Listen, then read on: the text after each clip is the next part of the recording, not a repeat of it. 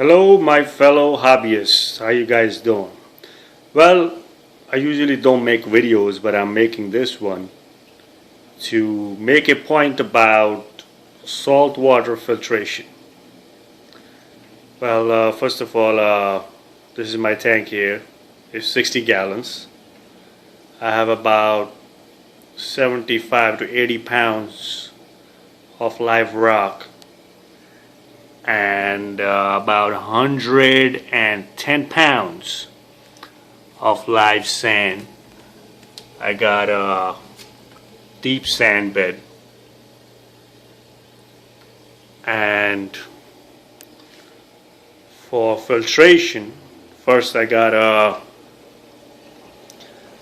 protein skimmer. This reef octopus does a great job.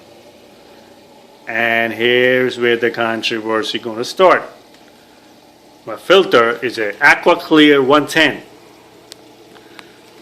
And before you guys reach for the mouse and say, oh, let's click out, this guy doesn't know what the hell he's talking about. He doesn't have a refugium. And no refugium means no good. Anyway, I'll get back to that point. Aquaclear, I took out all the media inside and I filled it with bioballs. And I love aquaclears because they are the workhorses. They pump out a lot of water, about 550 gallons an hour.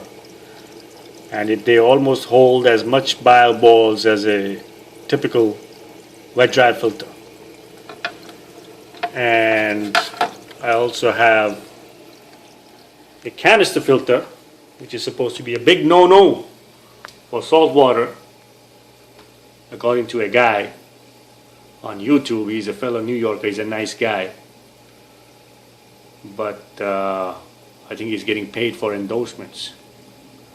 Well, this is a eheim Electronic Pro 3. Beautiful, no sound. And I have this system up and running for about a year now. Never lost a fish. It's a fish only system. And crystal clear, zero problems.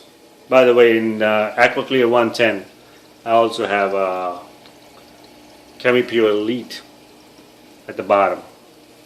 Anyway, back to the point I was making. No refugium means no good in salt water. These days, refugiums are big, even though in my opinion, the kind of refugiums that are sold are no good unless you have a huge refugium that you have built yourself. When I say huge, that means, if your tank is 60 gallons, if you got to have at least 30 gallons or better. And when I say 30 gallons, I mean 30 gallons worth of refugium. I'm not talking about the area where you have the socks or the protein skimmer sitting. I'm talking about the size of the refugium itself. Now, I fell for this refugium thing too, because in this hobby what I see online is monkey see, monkey do. A couple of pundits out there who companies are giving them free stuff or whatever to endorse their products. I don't know. So I fell for it too. I ordered a refugium, which is supposed to be a very good one, a Proflex, endorsed by the guy on YouTube, a fellow New Yorker. And when it arrived, I opened the box and I was amazed. I was like, what the hell is this? The whole system, it was a Proflex Model 3. It's supposed to be good for 125 gallons tank. And this is 60 gallons, folks. So the whole sump was 25 inches long. 25 inches long. And the refugium section itself was, and I'm not sure, I think it was like 9-10 inches. Folks, I wear a size 14 shoe. So I just looked at it and said, you know what, common sense should tell you that if my tank has 75 pounds of live rock and 120 pounds, 110 pounds I think rather, of sand, live sand, what the hell is a refugium what, a 9-10 inch refugium, which is going to hold what, 10-15 pounds of sand, even if I give a deep sand bed. And if I put rocks, how many pieces of rocks I'm going to put in there? What is it going to do for my system? But people are going there and spending money. That sump costs $250. I don't mind spending the money, but I don't think it does the job, folks. So don't do monkey see, monkey do kind of thing. Now, if the refugium size is big, now we're talking different story. But now people are going more crazy. They're going and buying a hang-on-the-back refugium. This thing is what, 4 inches wide. How much sand is going to hold? And why do people think that these small refugiums are going to replace filters? Why? Because it's sitting under your display tank? Why? Because you have funny looking plumbing going all over the place that you put yourself and you're feeling proud of yourself? I don't think that it does the job. I mean, if it is sitting under your, if that 9-inch sump is sitting under your system and it's water flowing through it, makes you feel, okay, I got something going.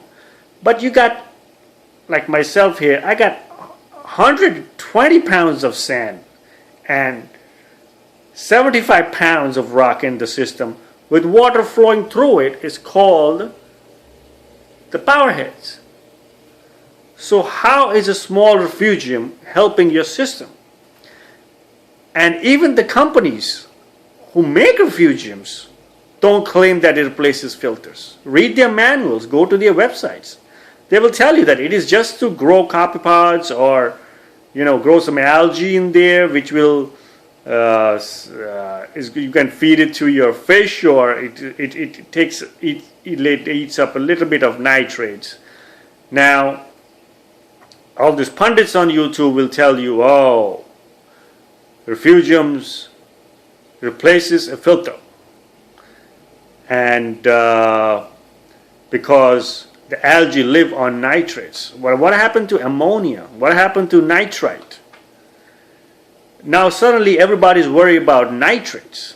Now you should be worried about nitrates, but what about ammonia and nitrite?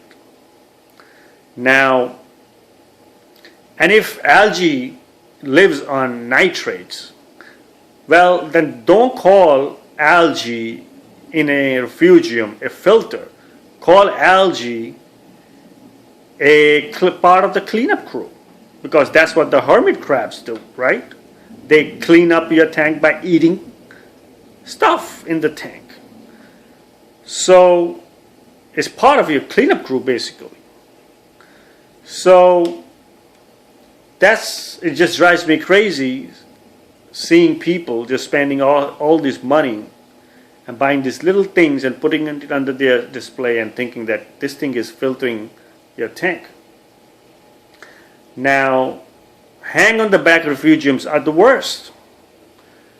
Just because there's another small tank, how much does it hold? How much water does it hold? And it doesn't even matter how much water it holds. How much media this hang on the back refugium is holding.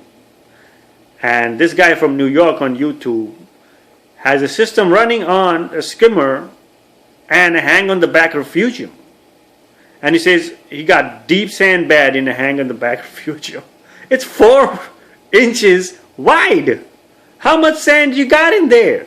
And how can a 10-pound bag of, maybe even less than 10-pound bag of sand is going to be beneficial to a tank that is holding 110, 20 pounds? And his system, I think, is bigger than mine. So, and folks, if you don't believe what I'm saying, and if you have that size refugium, try and take off your skimmer. Before these refugiums came into play, people have been running systems, saltwater systems on wet dries, and before wet dries on canister and hang-on filters. And they were successful without skimmers. But with the refugium, a skimmer is a must. Because skimmer basically is the only filter you got in your system. So, I mean, this is my personal opinion. I mean, I've done research, read books, listen to every pundit on YouTube. But I ended up using my common sense, and I sent back that filter back to the place that I bought it, and just kept my eheim and my aquaclear, because it has worked for a year and it's going to work. And that's my 2 cents, folks. Leave comments and tell me what I'm doing wrong and where am I wrong. Prove me wrong. But before you say that I'm wrong, use common sense. All right, guys. Peace. Later.